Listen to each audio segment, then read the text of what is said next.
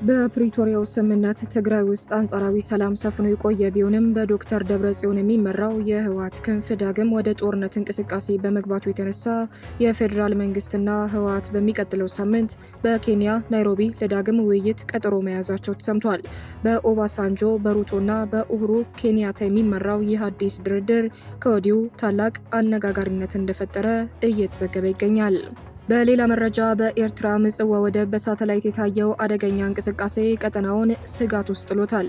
የሱዳን ጦር መሪ ጀነራል አልቡርሃን ከባባድ መሳሪያዎችን፣ ተወንጫፊ ሚሳኤሎችንና ጥይቶችን በካርጎ አውሮፕላኖችን እያራገፈ የሚገኝ ሲሆን ከሱዳን በተጨማሪ ከቤላሩስና ከኢራን የተነሱ የጭነት አውሮፕላኖች ምጽዋ ማረፋቸውን የሳተላይት ምስሎች አጋልጠዋል። ዝርዝሩን እናስደምጣለን።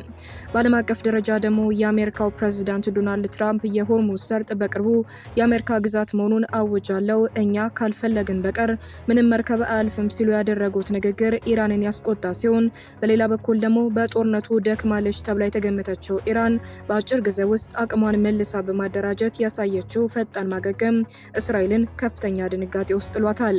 ሰላም የራዳር ቤተሰቦች እንደምንቆያችሁን ለዕለቱ ይዘን በቀረብነው መረጃዎች የመላውን ዓለም የፖለቲካና የወታደራዊ እንቅስቃሴዎች የሚመለከቱ መረጃዎችን ይዘን ቀርበናል። ወደ ዜናዎቹ ዝርዝር ከመሻገራችን በፊት ለቻናላችን አዲስ ከሆኑ ሰብስክራይብ በማድረግና የደወል ምልክቷን በመጫን የዘውትር ቤተሰባችን እንዲሆኑ በታላቅ አክብሮት እንጋብዛለን። እንዲሁም ፈጣንና እውነተኛ መረጃዎች በጽሁፍ እንዲደርሷችሁ ከስር በኮመንትና በዲስክሪፕሽን ሳጥን ውስጥ የሚገኘውን የቴሌግራም ቻናላችንን ሊንክ በመጫን እንዲቀላቀሉን በአክብሮት እንጋብዛለን። በቀጥታ ወደ ያዝናቸው መረጃዎች አለፍን። እስከ ፍጻሜው ድረስ አብራችሁን ቆዩ። የፌዴራል መንግስትና የህወሓት አመራሮች በሚቀጥለው ሳምንት በኬንያ ናይሮቢ ለዳግም ውይይት ቀጠሮ መያዛቸው ተሰምቷል። በፕሪቶሪያው ስምምነት መሰረት ትግራይ አንጻራዊ ሰላም ሰፍኖ የቆየ ቢሆንም በዶክተር ደብረጽዮን የሚመራው የህወሓት ክንፍ ስምምነቱን በመጣስ ዳግም የጦርነት እንቅስቃሴ በመጀመሩና የትግራይ ህዝብ ጦርነት ይበቃናል ጥሪ በማቅረቡ ምክንያት ይህ አዲስ የድርድር ጥረት መጀመሩ ተገልጿል።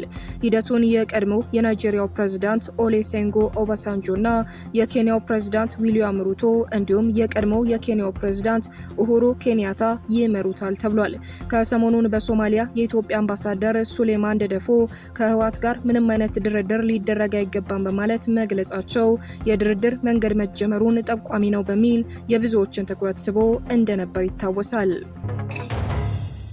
በኤርትራ ምጽዋ ወደብ የካርጎ አውሮፕላኖች እንቅስቃሴ እጅግ መጨመሩ ተሰምቷል። የሱዳን ጦር መሪ ጀነራል አልቡርሃን ከባባድ መሳሪያዎችን በኤርትራ ምጽዋ አውሮፕላን ማረፊያ በብዛት እያራገፈ እንደሚገኝ በሳተላይት ምስሎች መረጋገጡ ተገልጿል።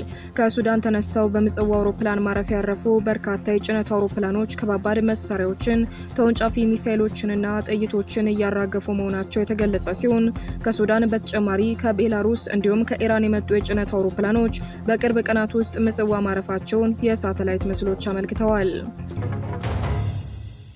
ወደ ዓለም አቀፍ ዜናዎች ስናልፍ የአሜሪካው ፕሬዝዳንት ዶናልድ ትራምፕ በኒውዮርክ ናሳው ካውንቲ ፖሊስ አካዳሚ ባደረጉት ንግግር የሆርሙዝ ሰርጥ በቅርቡ የአሜሪካ ግዛት መሆኑን እንደሚያውጁ ገልጸዋል። አሜሪካ ኢራንን በከፍተኛ ሁኔታ ድል እያደረገች እንደሆነ የጠቀሱት ትራምፕ እኛ ካልፈለግን በስተቀር በውሃ መስመሩ ምንም አይነት መርከብ ማለፍ አይችልም ሲሉ ተናግረዋል። ሆኖም የኢራን ማዕከላዊ ወታደር እዝ በበኩሉ የአሜሪካን መግለጫ መሰረት የሌለው ሐሰትና ፈጠራ ሲል አስተባብሎታል።